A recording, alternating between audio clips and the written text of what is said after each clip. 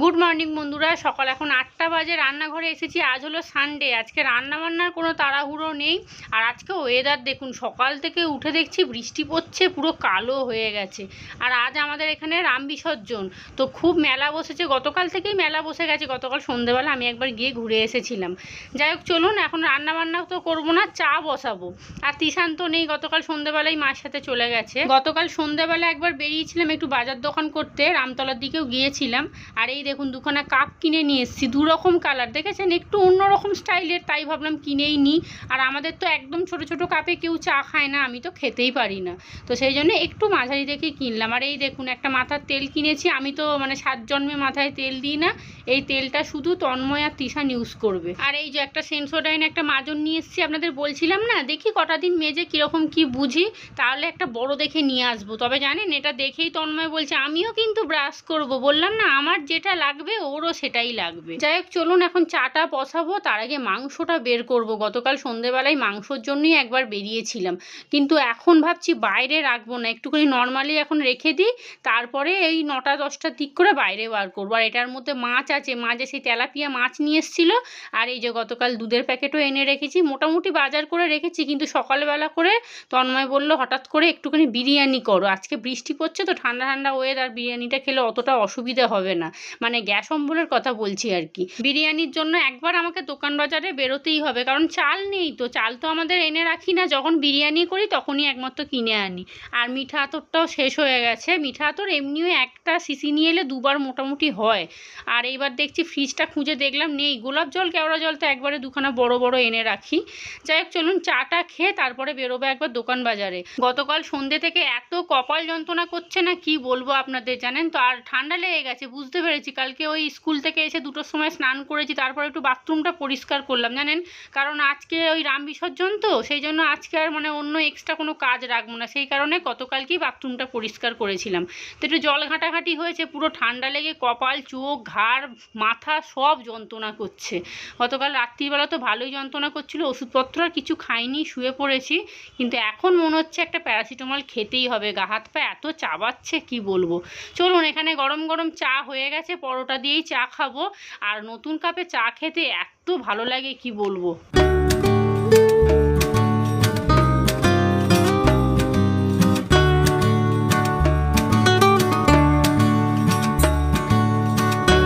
এখানে গতকালে পরোটা পড়ে আছে, অর্ধেক রুটিও আছে, দেখছেন তো। এই রুটিটা আমার, তন্ময় আর আমি দুজনে মিলে ভাগ করে খেয়ে নিই। চলুন, এখানে বাজার দোকান করে চলে এসেছি, এসি আগে বাসি বিছানাটা গোছাবো, ঘরটা একটু পরিষ্কার করবো। আর জামা কাপড় ঘরে পুরো ঝুলছে, আর আমি ভাবছি একটু বাইরে দিয়ে দিই, এখন না বৃষ্টিটা একটু ধরেছে দেখছি। ঘরে জামা কাপড় মেলা থাকলে দেখবেন একদম দেখতে বিচ্ছিরি লাগে, আর এরকম পুজোর দিনকে তো আরও খারাপ লাগে। বিরিয়ানি করব, ওটা জোগাড় করতেই যা সময় লাগে, বিরিয়ানি করতে কিন্তু খুব একটা টাইম লাগে না, কিন্তু ওই যে জোগাড়জাটি করো, মশলা করো। আর এখন তো রোজের মিক্সি চালানো হয়েছে, মিক্সির একটা বাটি ভাবছি অর্ডার দেবো, মানে দেখছিলাম গতকাল ফ্লিপকার্টে আনেন, কিন্তু ওই মানে সাইজে হবে কি না, আবার আমার ওই মিক্সির মেশিনটাই ঠিকঠাক হবে কি না, এই সব চিন্তাভাবনা করে না অর্ডার দিয়েও জানেন ক্যান্সেল করে দিলাম। কারণ যদি আবার রিটার্ন না হয় তখন তো আমি বিপদে পড়ে যাব, সেই কারণে ভাবছি আমাদের সামনের মার্কেট থেকে না দেখে নেবো। তবে তন্ময় বলছিল যে ওখানে দেখবে লেখা থাকে তুমি কোন কোন কোম্পানির মিক্সির মেশিন তুমি ওটাতে ব্যবহার করতে পারবে। যাই হোক, চলুন, এখানে ড্রেসিং টেবিলটা একটু পরিষ্কার করে নিয়েছি, বিছানাটা গুছিয়ে নিলাম। আর এখানে এই যে ভিজে জামা কাপড়গুলো বললাম না, ওগুলোকে একটু বাইরে মিলে দিই। বৃষ্টিটা হচ্ছে না, তবে মানে আকাশটা কালো হয়ে আছে, এগুলো মিলে দিয়ে মানে সামনের ঘরটা একটুখানি পরিষ্কার করে নিই, দেখতে বড্ড বিচ্ছিরি লাগছে। আর মাথার যন্ত্রণা হলে ওরে বাপরে আর বলবেন না, কোনো কিচ্ছু করতে ইচ্ছা করবে না। এই যে এখানে একটা দই নিয়ে এসেছি, আর এখানে দেখুন মাংসটা বের করে রেখে দিয়েছি, চালটাও ভিজিয়ে দিয়েছি ঘন্টাখানেক, এখন ভেজানো থাক। আর একটা ফ্যানটা নিয়ে এসেছি, জানেন অনেক দিন পরেই 1 লিটারের ফ্যানটাটা পেলাম, দেখেই সঙ্গে সঙ্গে নিয়ে নিয়েছি। এই দেখুন ঘরটা একটুখানি পরিষ্কার করে নিয়েছি, জামা কাপড়গুলো সব বাইরে দিয়ে দিয়েছি, দেখতে বেশ ভালো লাগছে। এমনিও ওই দেয়ালের মধ্যে দড়ি টাঙানো আছে তো, বিচ্ছিরি লাগছে দেখতে, জানেন তো। চলুন, এখানে গামছাটা ভিজা, এখানে আর এই গামছাটাকে না ছোটো ছোটো করে ছিঁড়ে ওই রান্নাঘরে করে নেবো, কারণ গামছাটা পুরো ছিঁড়েই গেছে। বিরিয়ানির সমস্ত কিছু রেডি করে নিয়েছি, এখানে আলু, আদা, রসুন, পেঁয়াজ কুচিয়ে নিয়েছি। আর মাংসটা না দেখছি এখন একটু শক্ত শক্ত আছে, আর একটু ভিজিয়ে রাখি, তারপরে ধুয়ে তুলে নেবো। আজকে ব্রেকফাস্টে খাবো হচ্ছে ছাতু মুড়ি। এটা খেয়ে একটা প্যারাসিটামল খাবো, কারণ ভীষণ কপাল ঘাড় পিঠ যন্ত্রণা করছে। এবারে চালাবো হচ্ছে একটু গোপাল ভাঁড়। ব্রেকফাস্ট খাওয়া হয়ে গেছে, ওষুধ খেয়ে একটুখানি শুয়েছিলাম 10 মিনিটের মতো। এবারে চলে এসেছি আবার রান্নাঘরে। এখানে প্রেসারে সিটি মারতে বসিয়ে দিয়েছি আলুগুলো, আর এই যে মাংসটাকে আধা ঘন্টার মতো মাখিয়ে রাখবো। তন্ময়ের তো ফোন আসেনি, আর যদি হুট করে ফোন আসে বেচারার আজকে বিরিয়ানি খাওয়া গেল। এখানে একটুখানি কুচনো পেঁয়াজ দিয়েছি, আদা রসুন বাটা দিলাম, হলুদ গুঁড়ো দিয়েছি, আর এইবারে পুরো টক দইটাই দিয়ে দেবো। এটা না 10 টাকার যে ওই বাটি টক দইগুলো, খুব বড় টক দই নিয়ে আসিনি, কারণ তন্ময় আবার না ওই টক দইটা মাংসে দেওয়া পছন্দ করে না। আমারও খুব একটা ভাল লাগে না। মাংস মানে আদা রসুন পেঁয়াজ টমেটোটা বিশেষ করে। টক দই দিয়ে আমি কখনো খুব একটা মাংস করি না, আপনারা খেয়াল করবেন। চলুন, এখানে টক দই দিয়ে দিয়েছি, সাদা তেল দিয়েছি, লঙ্কার গুঁড়ো, একটু কাশ্মীরি লঙ্কা, একটু ঝাল ঝাল করবো যাতে বিরিয়ানিটা খেতে ভালো লাগে। এবার এটা আধা ঘন্টার মতো মাখানো থাক। গুড মর্নিং বন্ধুরা, কেমন আছেন আপনারা সবাই? আশা করি সবাই ভালো আছেন, সুস্থ আছেন। আমিও ভালোই আছি। আজকে হলো রবিবার, সকালে এখন 11টা 10 হতে যায়। সমস্ত গোছানো হয়ে গেছে রান্নাঘরে। এইবারে শুধু মাংসটা কষিয়ে ফালি মানে সব কিছু রেডি করে হাঁড়ির মধ্যে বসিয়ে দেবো। হাঁড়িতে বসাবো না, ননস্টিক কড়াগুলোতে বসাবো। ভাতটাও বসিয়ে দিয়েছি, আর এবার শুধু মাংসটা বসিয়ে দেবো। তার আগে ঘরটা ঝাঁট দিয়ে মুছবো। মাংসটা একটুখানি মাখানো থাক, তারপরে বসিয়ে দেবো। বেশিক্ষণে মাখিয়ে রাখবো না। আর সকাল থেকে কি বৃষ্টি হচ্ছে, আমাদের এখানে মেলা বসেছে, মনে হয় রাস্তায় কিচ্ছু বসতে পারেনি। ভালোই বৃষ্টি হচ্ছে। এখন তো বৃষ্টিটা দেখছি একটু কমেছে ঘন্টাখানেক ধরে। এই সকাল থেকে খুবই জোরে বৃষ্টি হচ্ছিল। যাই হোক, চলুন এখন ঘর ঝাড় দিয়ে মুছবো। ব্রেকফাস্ট বলতে ছাতু মুড়ি খেয়েছি, আর তন্ময় পরোটা চা খেয়েছে, ও আর কিছু খাবে না। আর ওর আজকে কাজে বেরোবার কথা ছিল, বললো ফোন করবে, ফোন করেনি। তবে রাত্রিরে আজকে বেরোবে, আস্তে আস্তে 11টা 12টা তো বাজবেই। এই যে ঢালাইয়ের গাড়ি যাচ্ছে। আর টিশান তো বাড়ি চলে গেছে গতকাল সন্ধেবেলা। ওকে বলেছি 5টা 5:30 করে চলে আসবি, কারণ মেলায় যাব। আর বলছে আসবে না, 6টা 6:30 করে আসবে। ও ঘুড়ি ওড়াতে গেছে, জানেন? বাড়িতে কেউ নেই, ছোটো বৌদিও নেই, ছোটদার ছেলেও নেই। ওরা তো সব বাপের বাড়িতে গেছে, ছোটো বৌদি। ওকে বললাম কালকে যেতে হবে না, ছেড়ে দে। বলছে না, আমি ঘুড়ি ওড়াবো। ঘুড়ি ওড়াতে গেছে, জানেন? আমার ছাদে ওকে নিয়ে গেলে নিয়ে যেতে পারি। আমাদের ছাদটা কি বলুন তো, সেই একদম 5 তলায় তো, ওই ওঠানামা করতে করতে আধ ঘন্টা সময় লেগে যাবে। তার উপরে আর কোনোদিন যাই না তো, হাঁটুতে ব্যথা করবে, সেই জন্য আমি ওকে নিয়ে যাই না। আর একদিন নিয়ে গেলে না প্রত্যেক সপ্তাহে বলবে মা নিয়ে চলো। আর অত উঁচুতে ওঠানামা দূর দূর হাঁটুতে ব্যথা হয়ে যাবে। এমনি স্কুলেতে যাই আসি তাই পায়ে মাঝে মাঝে ব্যথা করে, আমারও ব্যথা করে, টিশানেরও ব্যথা করে। আর এক নাগারে গেলে ওটা হয় না, জানেন তো? মাঝখানে যেই স্কুলটা বন্ধ হয়ে যায় তখনই দেখেছি হাঁটুতে পায়ে খুব যন্ত্রণা হয়। টিশানেরও মাঝের মধ্যে হয়। আর যখন আবার এক নাগারে স্কুলে যাওয়া শুরু করে দিই তখন আর ওটা হয় না। আজকে কাচাকুচি কিছু নেই, শুধু 2খানা তন্ময়ের গেঞ্জি ভিজিয়ে দিয়েছি। শ্যাম্পু দেবো আজকে। 2 দিন ধরে মাথায় তেল দিয়েছি, আজকে শ্যাম্পু দিতেই হবে, গরম লাগছে কি। আর মাকেও তো বলেছি আসতে, দেখি মেলায় যাই কি পাই না পাই। তারপরে বিকেলে যদি বৃষ্টি হয় তাহলে তো বেরোবোই না একদম। গতকাল একবার বেরিয়েছিলাম, ওই টুকটাক একটু কিনে টিনে নিয়ে এসেছি, তা আমার মুদিখানা জিনিস কেনার ছিল। যাই হোক, চলুন এখন ঝাঁট দিয়ে মুছে নিই। ভাতটা হয়ে গেলে, ভাতটা না আজকে একটু তাড়াতাড়ি করছি, তাহলে কি হয় একটুখানি ঝরঝরে হয়, পাখার হাওয়াতে রেখে দেবো, শুকনো শুকনো হয়ে যাবে। আর প্রত্যেকবারে কি সঙ্গে সঙ্গে করেই আমি একদম বিরিয়ানি সাজিয়ে নিই, তো কেমন যেন সেই ভেজা ভেজা হয়ে থাকে ভাতটা।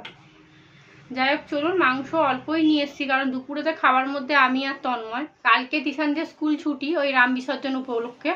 কিন্তু মঙ্গলবারে পরীক্ষাটা আছে, পাখাটা দেখবে, পাখাটা একটু স্টোন বসাতে হবে। আজকে রাত্রিরে রেডি করে নেবো, কালকের দিনটাই লাস্ট আছে। লাস্টে না এই করে করে মাথা থেকে বেরিয়ে যাবে। যাই হোক, চলুন এখন রান্না বান্নাগুলো করে নিয়ে চান করে নেবো। তাড়াতাড়ি চান করলে কি হবে, পাখার হাওয়ায় একটু বসতে পারবো, চুলটা শুকোবে। আর গতকাল থেকে না কপাল খুব যন্ত্রণা করছে, বুঝতে পেরেছি। অত বেলায় এসে স্নান করেছি তো, তার উপর আমি একটু বাথরুমে না ওই প্যান্টটা পরিষ্কার করেছিলাম কাল দুপুরবেলা। একটু জল ঘাটাঘাটি হয়েছে, আর অনেকটাই বেলা হয়ে গেছিলো, প্রায় 2টোর দিক করে চান করেছি কালকে। তো সেই কারণে না দেখছি মানে ঠান্ডা লেগে গেছে, কপাল ঘাড় পিঠ সব যন্ত্রণা হচ্ছে। একটু আগে মুড়ি খেয়ে একটা প্যারাসিটামল খেয়ে একটু শুয়েছিলাম। কপাল ব্যথাটা একটু কমেছে, দেখছেন কেমন ঘাম দিচ্ছে। বৃষ্টি হলে কি হবে, গরমটা একদম যাচ্ছে না। যাই হোক, চলুন ঝাঁট দিয়ে মুছে নেবো, ব্যাস মোটামুটি তাহলে কাজ হয়ে যাবে। আর বাথরুমে 2টো গেঞ্জি একটুখানি ঘষে ধুয়ে নিলেই খালি শ্যাম্পু দেবো, ওইটুকুই যা সময় লাগবে। আজকের ব্লগটা বেশি বড় করব না, দুপুরেই শেষ করে দেবো, কারণ মেলার ব্লগটা যদি এর সাথে দিয়ে দিই না অনেক বড় ব্লগ হয়ে যাবে, আপনাদেরও দেখতে ভালো লাগবে না। তাই আজকে দুপুর পর্যন্তই ব্লগটা করব। এখানে ভাতটা বসিয়ে দিয়েছি, এবারে ঘরটা ঝাঁট দিয়ে মুছে নেবো। আর ভাতটা হতে একটু সময় লাগে না, মানে ওই একটুখানি ঠান্ডা করতেই যা টাইম লাগবে, একটু ঝরঝরে না হলে না ভাতটা খেতে ভালো লাগে না। আর বিরিয়ানির সবথেকে মেন হচ্ছে ভাত। ভাত যদি ঠিকঠাক আপনি নামাতে পারেন তাহলে বিরিয়ানি খুব সুন্দর হবে। গতকাল রাত্রিরে যে মাংস নিয়ে এসে রেখেছি, তন্ময় কিন্তু এটা জানে না। তন্ময় তো ফ্রিজের খুব একটা জিনিস খেতে চায় না, সেই কারণে ওকে আমি জানাইও না। ও প্রত্যেকবার জানে আমি সকালবেলা মাংস নিয়ে আসি, আর কে কোথায় যাচ্ছে না যাচ্ছে ও গেমের দিকে ওর চোখ থাকে, তো তাই ও অত খেয়াল করে না। রান্নাঘরে যখন কাজ করি তখন হয়তো এটা ওটা একটু দেখে বা গল্প করে। যখন ওই টক দইটা দিচ্ছিলাম তখন বলছিল কি আবার মাংস টক দই দিচ্ছে, আমি বলছি অল্প করে একটু দিই, বিরিয়ানিতে আনেন তো টমেটোটা ভালো লাগে না, একটু টক দই দিলেই মাংসটা বেশ খেতে সুন্দর হয়। সকালবেলা এখন দোকানে যাচ্ছি, ওকে আমি বলে গেলাম যে কি আমি চলে যাচ্ছি, তুমি গেলে কিন্তু চাবি নিয়ে চলে যাও। আমাদের কাছে মোটামুটি প্রত্যেকের কাছে একটা করে চাবি থাকে। ও বলছে কি গো চিকেনের দাম তো কমে গেছে, একটুখানি বিরিয়ানি করবে? আমি তো না করলাম। তারপর আমিও ভাবলাম যে সত্যি তো চিকেনের দামটা এখন কমে গেছে, তাহলে একটু বেশি করেই মাংস নিয়ে এসে করে ফেলবো। তো চিকেনের দাম কমে গেছে বলেই কিন্তু আজকে বিরিয়ানিটা হয়েছে না, আর আমি হারগিজ করতাম না। আর বৃষ্টি পড়ছে দেখে না এমনিও বিরিয়ানি খেতে ইচ্ছাই করলো।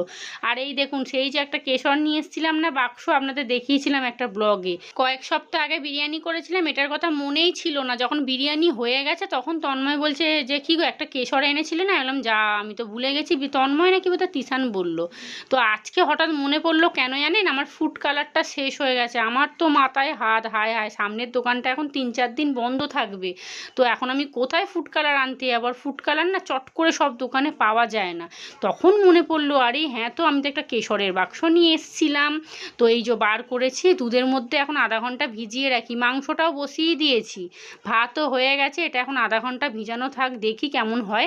আর আমি এই প্রথম দুধে ভেজানো কেশর দিয়ে বিরিয়ানি করব। আমি কোনোদিন আনি না, কেন বলুন তো, কেশরের প্রচুর দাম। ওইটুকু বাক্স না 200 না 250 টাকা দাম নিয়েছিল। আমার কি হঠাৎ মনে হলো এই দোকানে সাজানো ছিল, আমি নিয়ে নিলাম একটা। আমি না খুব একটা এরকম ফালতু টাকা খরচা করি না, আমার 10 টাকায় একটা ফুড কালারের প্যাকেট নিয়ে এলে আমার হয়ে যাবে। আর যেহেতু আমাদের মাঝের মধ্যেই বিরিয়ানি খাওয়া হয়, তো কি মনে হলো হঠাৎ কিনে নিয়েছিলাম। যাই হোক, এক বাক্স নিয়েছি তো এখন অনেক দিন যাবে। এখানে জামা কাপড় সমস্ত কাঁচা হয়ে গেছে, আজকে যে বৃষ্টিটা হয়নি এটাই একটা শান্তি। আমাদের এই মেলায় না অনেক দূর দূর থেকে লোক জানেন অনেক জিনিসপত্র বিক্রি করতে আসে, তো তাদের কি অবস্থা হবে ভাবুন তো। অত টাকা দিয়ে জিনিসপত্র কিনে তারপর অত গাড়ি ভাড়া করে আসার পর যদি মেলায় বসতে না পারে, জিনিস যদি বিক্রি না হয়, তো ওদের তো মাথায় হাত।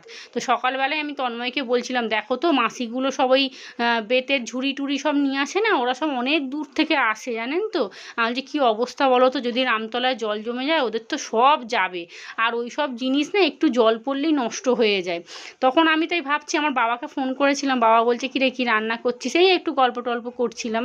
বলছে না দেখবি দুপুরের পর থেকে বৃষ্টি ঠিক কমে যাবে, ভগবান ওদেরকেও ঠিক একটা জায়গা দিয়ে দেবে। বিকালে তিশানকে বলেছি তাড়াতাড়ি চলে আসবি, তবে ঘুড়ি ওড়াবে তো 6টা 6:30টার নিচে ও আসবেই না। আর মাকে বলেছি তুমিও যাবে আমার সাথে, মা খুব একটা কোথাও যায় না, একমাত্র ওই 6 মাস 8 মাস ছাড়া মামার বাড়ি ছাড়া। তো ওই জন্য মাকে বলেছি তুমি যাবে, একমাত্র মা ঘুরতে গেলে আমার সাথেই যায়। তো মা তো যাবে না বলছে, আসলে কি বলুন তো কোমরের যন্ত্রণা হয় তো অতক্ষণ হাঁটতে পারে না। আর এই মেলাটায় না ভীষণ ভিড় হয়, যদি যাই আপনাদেরকে আমি দেখাবো অবশ্যই। চলুন, এখানে বড় ননস্টিক কড়াটা সাজানো হয়ে গেছে, যেহেতু ঘরে ঘি আছে তাই অল্প করে একটু 2-3 চামচ মতো ওপর দিয়ে ঘি দিয়ে দিলাম। এটা গরমে গরমে না সুন্দর গলে নিচ অবধি চলে যাবে। আর এবারে ছোট ননস্টিক কড়াটা সাজিয়ে নেবো, এইটা শুধু সাজাবো আজকে দুপুরে আমি আর তন্ময় খাবো বলে। বিরিয়ানি হলে তন্ময় আর তিশানি একটু বেশি করে খায়, আমিও খাই, তবে কি বলুন তো এখন আর বেশি করে খেতে পারি না। ডাক্তার বলেছে যে একটু কম করে খাবেন, বেশি খেলে কি জানেন তো আমার মানে শরীর অস্থির অস্থির করে, তারপরে বমি পায়, মানে বেশি খেতে পারি না, অল্প পরিমাণ মতো খাই, ওটাই ঠিক আছে একদম। আগে তো কত খেতাম, এখন তো খেতেই পারি না। আগে জানেন বিয়ের আগের কথা বলছি, সারাদিন খাই করতাম, এই নিয়ে মা বলতো তোর পেটে কি রাক্ষস ঢুকেছে। পাশের বাড়ির কাকিমা বলতো তুমি ওরম করে বলো কেন গো ওকে। আর কেনই বা মা রেগে যাবে না বলুন তো, 2টোর সময় ভাত খেয়ে যদি 3:30টার সময় বলি মা আমার খিদে পেয়ে গেছে, সবাই রেগে যাবে। আর এখন দেখুন মা বলে কত খাবার নিয়ে আসি তুই খেতেই চাস না, এরকমই হয় জানেন তো।